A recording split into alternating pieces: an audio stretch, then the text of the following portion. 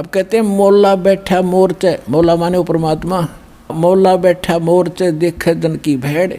जो मोर्चे में भक्त बैठा है, यानी मोर्चा है हमारा हर काल का ही, उसके साथ हम लड़ रहे हैं, संघर्ष कर रहे हैं, भक्ति कर रहे हैं, हरिसिमरण कर रहे हैं। और कहते हैं जैसे आपत्ति आती है उस समय अपना सिमरण शुरू करो दाता का, सब बातें भूल के। और वहाँ नो का हरी माँ मर गया बचाइए तो कहेगा भगत है वो। तो परमात्मा ये देखता है कि वहाँ आप कौन सा फार्मूला अपनाओगे, तो वो तरीके आपको यहाँ बताए जाते हैं। तो वहाँ एग्ज़ाम होगा त्रिकुटी बजा का आपका। तो यहाँ परमात्मा कहते मौला बैठा मोर्चा देखे दिन की भेड़, आपकी लड़ाई देखता है, बढ़त देखता है, यो कैसे मुकाबला करता है।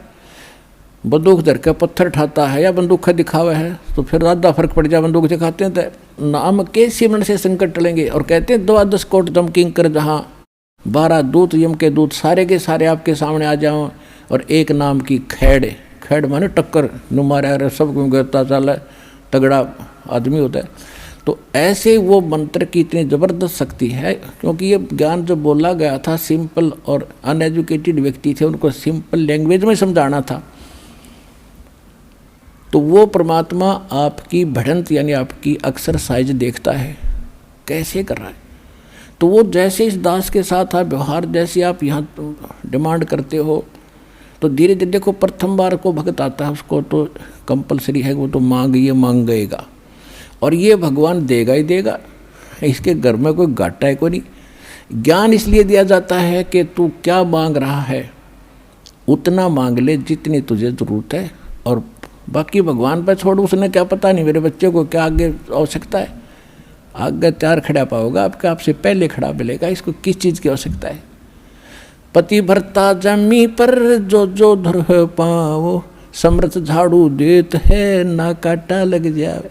तो आप उसके हो गए, तो फिर आपके जीवन रूपी सफ़र में झाड़ू लेकर कहते हैं मैं उसका दास हूँ। दास किसे कहते हैं? गुलाम को। दास भी पीछे रह जाए, लेकिन भगवान आपकी पुकार से सुनते ही आगे खड़ा पाओगा, और उसको पहले भी खड़ा पाएगा कि मेरा बच्चा आ रहा है, और साफ कर दूँ कि देश के कर्म के कांटे ना चुभ जा।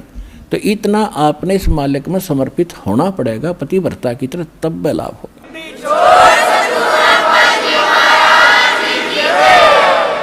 जब आप त्रिकुटी पर पहुंचोगे, अब जैसा भाव आपका यहाँ है, जैसे सोपन में भी फिर ऐसा ही करते हैं, जैसा आप अपने जागृत जीवन में कर रहे हो दिन में, ऐसा ही आपका फिर सोपन होगा। दिन में कोई केले बेचे रेडी लगा के बाजार में, वो करता ले 10 के 20, 10 के 20, 10 के 20, 8 के 20, 8 के 20, ऐसा नहीं मिलेगा। तो सपने में फिर वो नहीं बोलेगा ले लो 10 के 20, 10 के 20।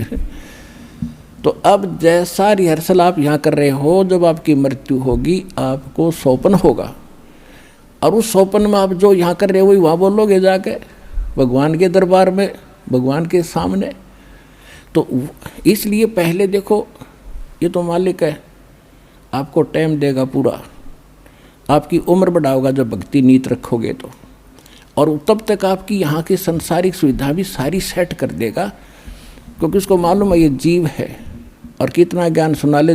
अब सीधी सी बात है, जब तक पैर में काटा है इतना कितनी सलाह दे ले जूता पहन ले, जूता पहन ले, कतई नहीं पहन सकता, वो तो काटा निकालना ही पड़ेगा जब जूता पहनना है। तो ये दास आपसे भक्ति करावेगा तो आपके ये कर्म के काटे ये दुख जरूर दूर करेगा, ये गारंटी समझे।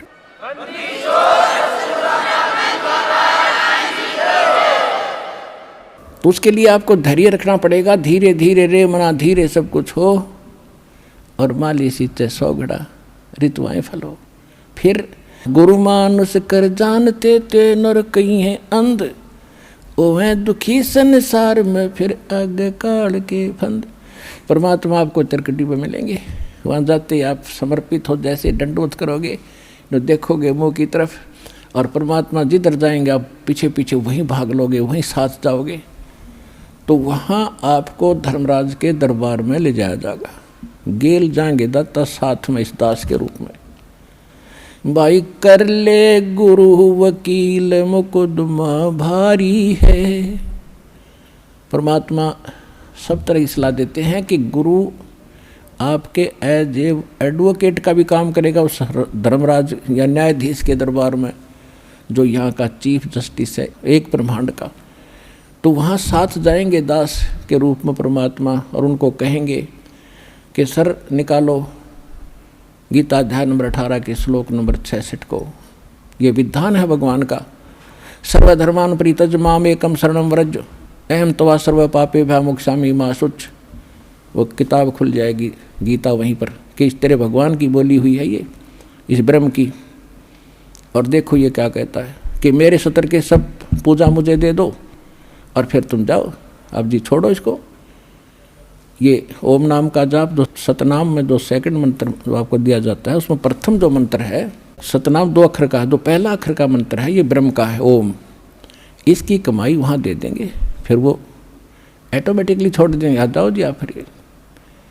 और फिर दूसरा मंत्र है सतनाम का, दूसरा अक्षर है, उसकी कमाई फिर अक्षर पुरुष के लोक में देंगे जाके, वहाँ भी आपके साथ रहेगा परमात्मा इस दास के रूप में। और जब फिर 11वां द्वार पार किया, फिर 12वें द्वार को पार करके तब सतलोक में जाया जाएगा। कोई 10वें द्वार तक अटक रहा है, एक ने कि 11वीं खिड़की सुन ली अधूरा सधूरा। ये थे नीम हकीम, ये मधु परमहंस रांझडी वाला, 11वीं खिड़की आ गई किसी नहीं पाई आज तक। ये थे काल के दूत। और परमात्मा को पता था कि इन मेरा संत धोएगा जाकर सारे की पोल पाड़ देगा, तो वो 12वां द्वार पार करके सतलोक में प्रवेश करेंगे और तब वहाँ चले जाएंगे जहाँ लौट कर कभी नहीं आते। तो परमात्मा की भक्ति और साथ में गुरु का यूँ सहयोग आपको सदा बनाए रखना पड़ेगा।